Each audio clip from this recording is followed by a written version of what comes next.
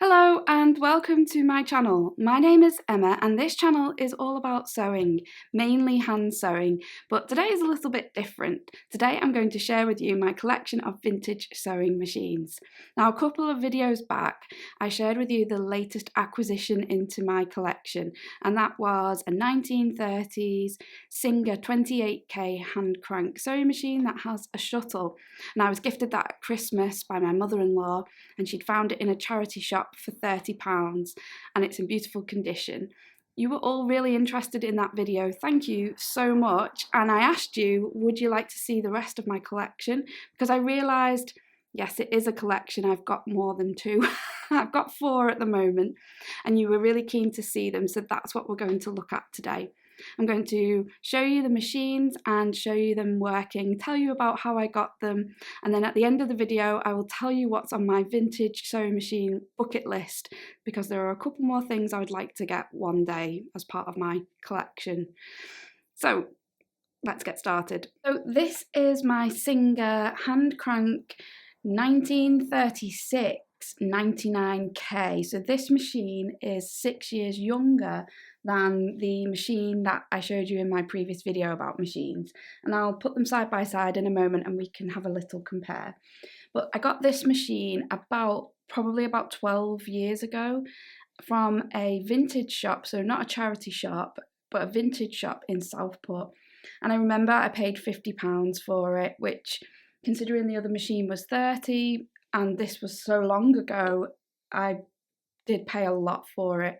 It probably shouldn't have been that much, but I thought it was in lovely condition, and it is in working condition as well, and I was really keen to have it mainly as a decorative piece. That's what I was quite interested in getting them for at that time. Since things have changed a little bit for me, I'm now really interested in using them. At the time that I got this, I didn't have this YouTube channel, I didn't do as much sewing, I didn't create content, it wasn't my job, I was a teacher, so things have changed, my life's changed a lot, and I'm now more interested in using these machines and not just having them as decorative pieces. But for the last few years it has been in my sewing room at home on a bookshelf right at the top, and it does look really lovely in there. I do like having them as decorative pieces, but like I said, interested in getting them working. So right now, if you didn't know, I'm in my studio. This is my workspace. It's where I teach classes. It's where I have my stock for my small online shop. So that's why it doesn't live in here, this machine. It does live in my house at home. So taking a closer look at it, you can see that the paintwork is in really great condition. There really isn't much damage to any of the decoration on it at all. There is a bit of I don't know if it's a patina or something on the black. So if anybody knows what this is, I can feel that this is a bit raised. It's as if it could scrape off. I don't know whether, see, it is coming off. I don't know whether it's just paint's gone a bit strange. If anyone can tell me what is wrong with the paint there and how to fix it. I don't want to just scratch it all off in case I'm damaging it further. So if anyone knows what to do about this, but you can see the rest of it is in really great condition. So the serial number is EA361642, and that great website, you can look that up and it tells you, as I said before, it's a 99K and it was made in 1936.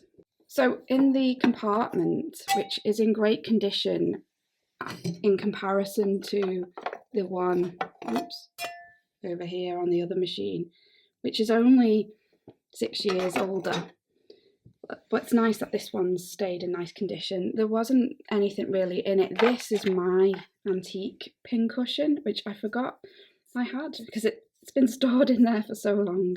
That didn't come with the machine. That's something I already owned. It's a silver bird. It's sterling silver. Lovely little pincushion. I used to have it displayed on the sewing machine, but it's just ended up in that box, and it has a bobbin with some thread. So this machine does take the typical round bobbins, whereas the other machine that was in my previous video takes the shuttle type bobbins. I also have some of my thimbles in here that were just decorative items. I do have a little collection of thimbles, not many really. I probably have about 5 decorative ones, and then I have a lot of other type of ones. If you'd like to see a video all about thimbles, how to choose the right thimble, and if you'd like to have a look at some decorative ones, then do let me know. That is something I could definitely make a video about. So just from looking at the two sewing machines side by side, you can see the newer one is a lot bigger, it's a lot deeper, higher, it's a bit higher up, and in terms of the body of the machine, it's a bigger machine. Not by loads, but significantly bigger, I would say.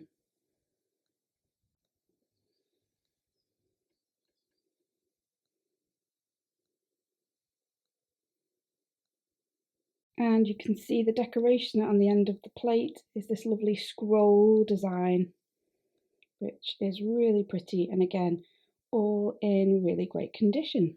So let's thread it up and test it out. Just before we get that machine stitching away, I would really like to take a moment to thank Skillshare, who are sponsoring today's video.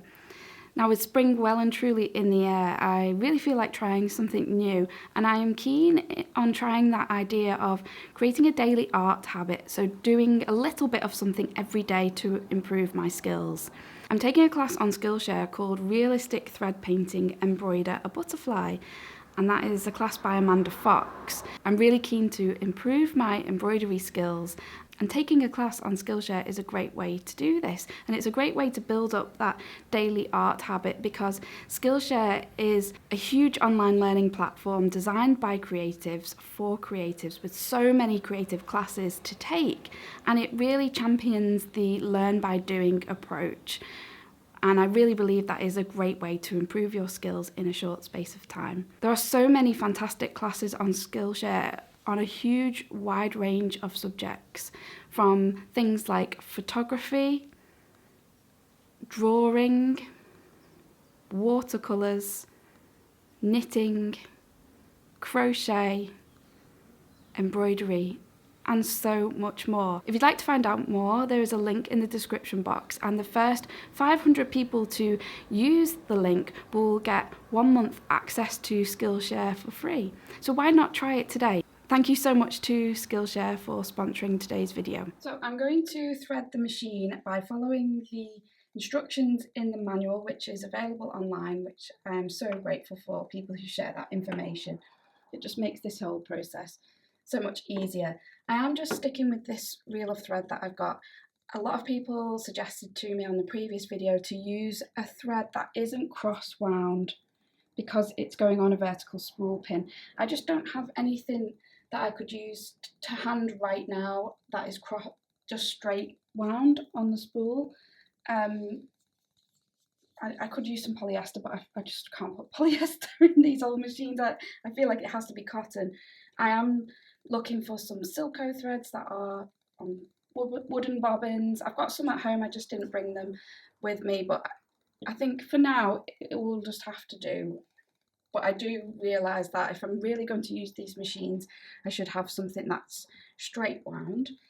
So the instruction manual says to pass the thread through this little guide here at the top, and then down it says to pass it down from right to left under the tension discs around the spring. So once we're through the tension discs and into the spring, it then says over the at the left of the discs and under the slack of the thread regulator.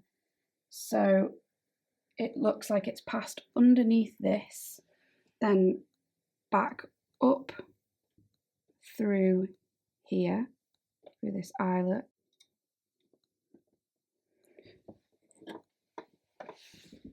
And at the side of the machine, it needs to just go through here. I think I need to just snip the thread, it's curling up, making it difficult. Just put it through here.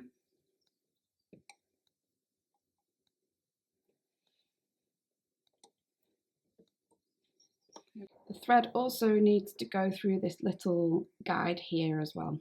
Now I already have some thread on this bobbin, so I don't need to wind it up, but you insert it this way. The thread needs to just be hooked around there so it's in place, and I can slide this shut. So I've pulled up the bobbin thread and now we're ready to test it with some fabric to see if it will stitch. So I just have a little scrap of fabric here and put it under there, and let's see if it works.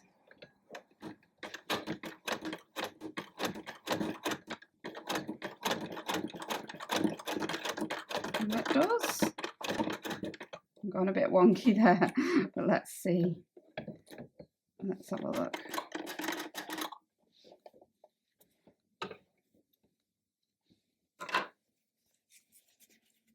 So that is the first row of stitching that it did with no adjustment to tension at all. I would say that really is very neat. It's not too bad at all. And that is what the back looks like. Yeah. I think with a bit of playing around, we could definitely get it stitching even better than that, but I would say that that looks pretty neat. The stitches are a bit inconsistent in size. Let's give it another go.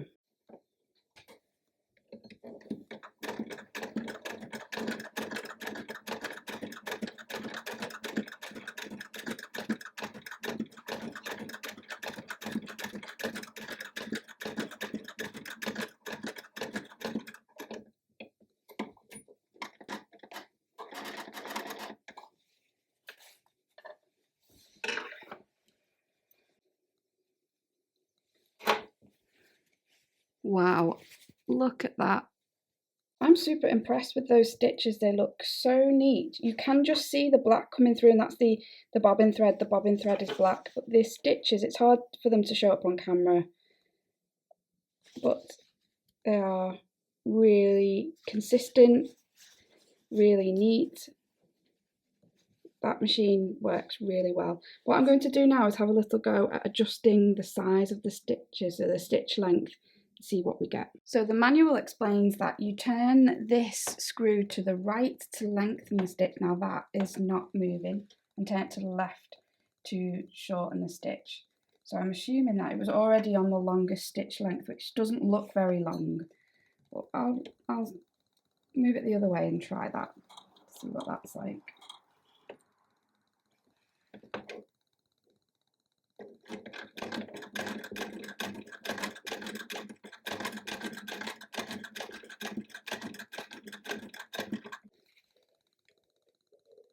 Stitches look the same as the original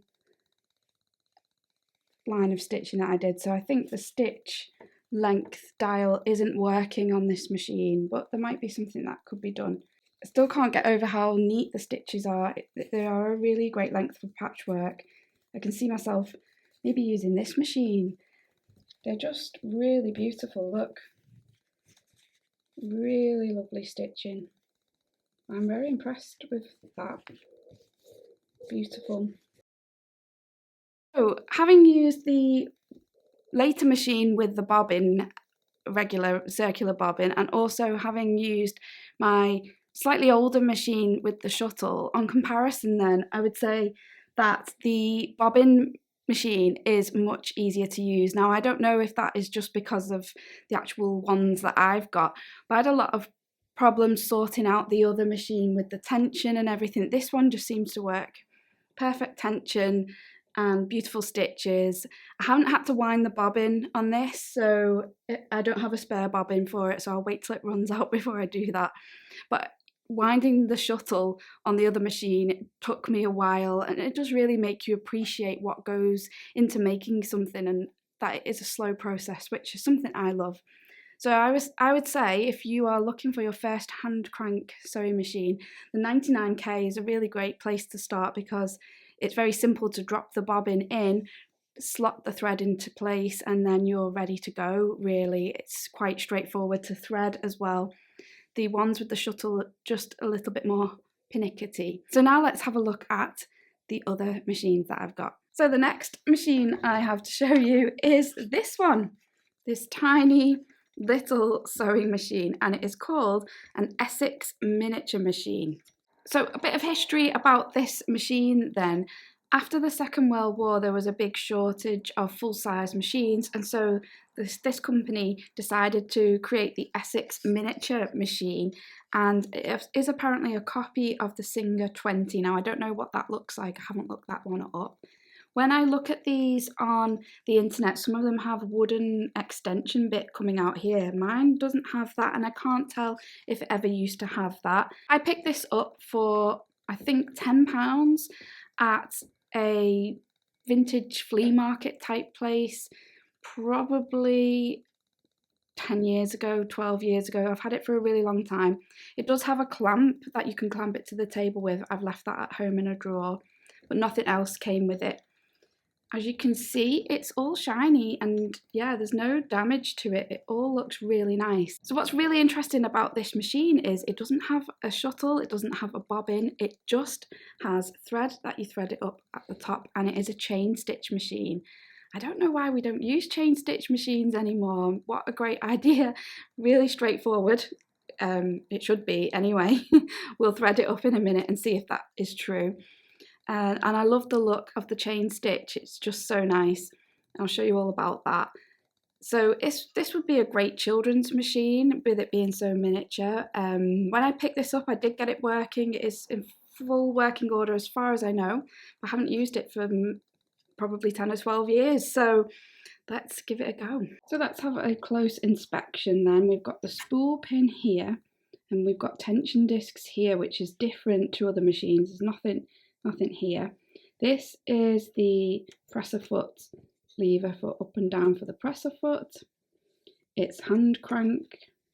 We have a little guide here which is very useful. So we've got this seam guide which probably can be swiveled around. We wouldn't want it, yeah, so you can adjust that so you can get your seam width perfect. So this could be perfect for patchwork because you can measure your seam very easily here. I mean, I suppose there are attachments like this for the Singer machines as well, but it's just nice that this happens to have it on. I'll just move it out of the way for now because we're just going to play around, test it out. So it is a lightweight machine, it's portable. You don't need electricity for it, which I just love that. So I'll leave a link below to some information about the Essex toy sewing machines, and you can see a direct comparison with the Singer 20 that I mentioned before. They are very similar. So it's just really interesting to see the history of these machines. There's a really great website called Sew A Lot. It's got a lot of information about the Essex Mini machine. So yeah, I'll definitely leave a link to that below. As far as I can see, there's no way to date this machine. It doesn't have a serial number on it, but I think we can probably say it's from the 1950s. So I've threaded it up with my ridiculously too big reel of thread, but that's all I've got to hand for now. Definitely need to invest in some vintage spools of thread. Anyway, I looked at the manual, which is really great, but when it comes to threading, there was no diagram with numbers. There was just a photograph and then some instructions that referred to numbers that I just couldn't see in the diagram. However, there is a great website that I found which has numbered close-up photographs to show you exactly how to thread it, and that's what I followed. I will leave a link to that in the description box below. And I've just tested out the machine and it works really well. Let me show you. Now, because I haven't got the clamp here, I am not clamping it to the table. It does move when you turn the wheel, and the wheel is just a little bit stiff. So I'm not going to be able to hold on to the fabric. I'm going to hold on to the base just for the purposes of getting this to work. So I can see that the clamp really is quite essential, but just for testing it out.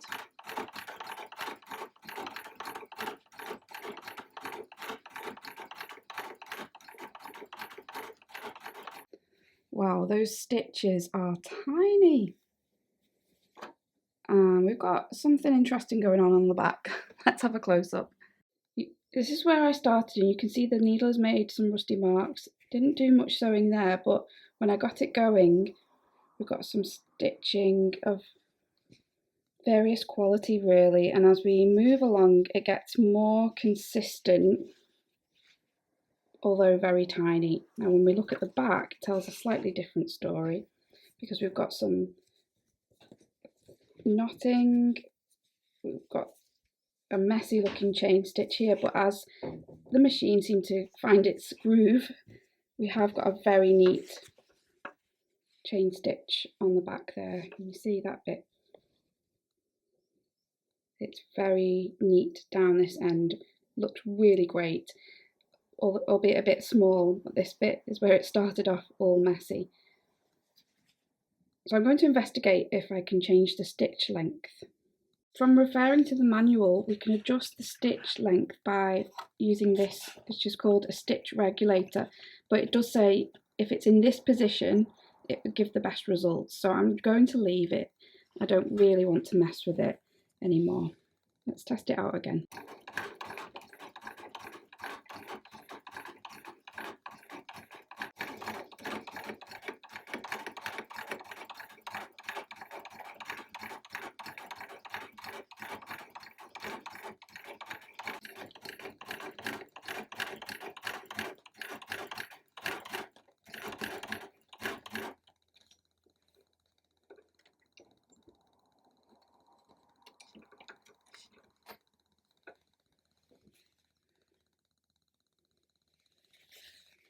So definitely some inconsistencies with this machine. One minute it seems to sew really neatly, the next we've got a real mess on the back.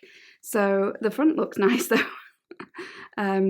Very neat stitches. So yeah, some inconsistencies, definitely needs more playing around with to get that right. But what a cute machine.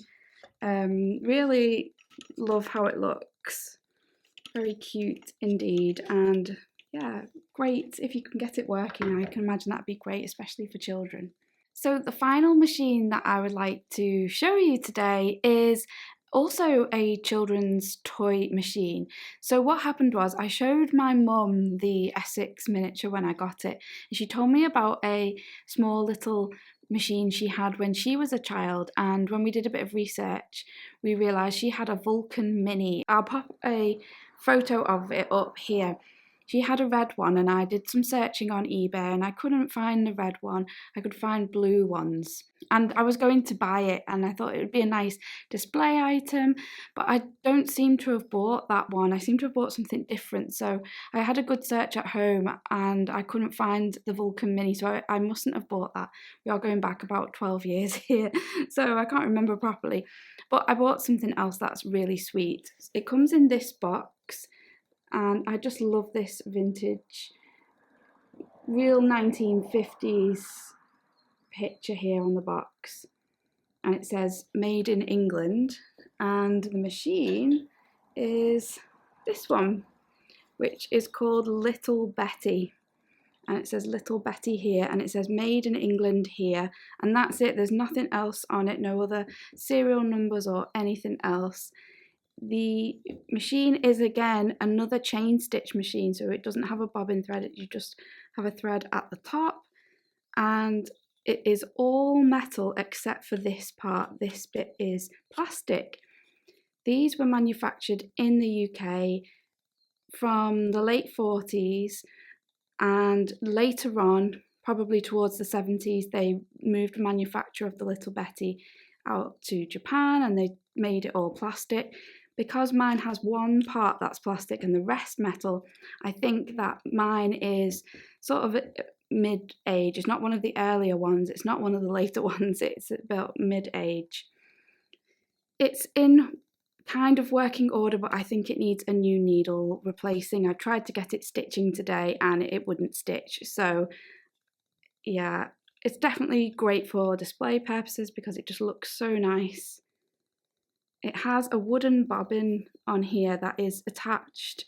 You would need to take this off, and it does seem quite fragile, so I'm not keen to mess with that really. It has a spring underneath, and yeah, needle and everything works. But like I said, I think it needs a new needle. I think the needle's not sharp, and the screw seems very fragile. I'm sure that would be okay though. But yeah, not quite in full working order, but very sweet nonetheless. So I really hope that you enjoyed seeing my collection of vintage sewing machines. So I did mention that I have a couple on my bucket list. So things I'd like to get in the future. I'd like to get the Vulcan Mini that my mum had. I think that would just be really nice as a decorative piece, and also nice because it used to belong to her. So I'm on the lookout for one of those. I would love to have a treadle machine from the early 1900s, and I've seen one local to me on Facebook Marketplace this morning. Told my husband, and he said go for it. So I've put an offer in. I'm just waiting to hear back. So fingers crossed on that. And if that does happen, then I'll be sure to share that journey with you as well. Can you tell this is turning into an obsession? And then the final piece that I would like to have one day, and this is way down the line, would be a Singer featherweight. They are renowned for being amazing, and yeah, lovely machines. Perhaps a white one, something a bit different.